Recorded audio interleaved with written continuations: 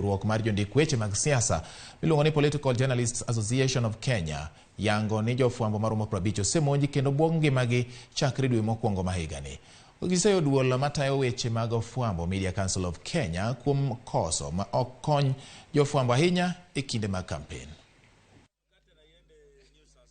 Hilo ni jambo ambalo limenighadhabisha sana kuona ya kwamba wenzetu ama Wakenya wenzetu ambao mara nyingi huwa ndio wanafanya tuweze kupata yale ambayo yanaendelea nchini, tukianza kuwaweka uoga wakati kama huu.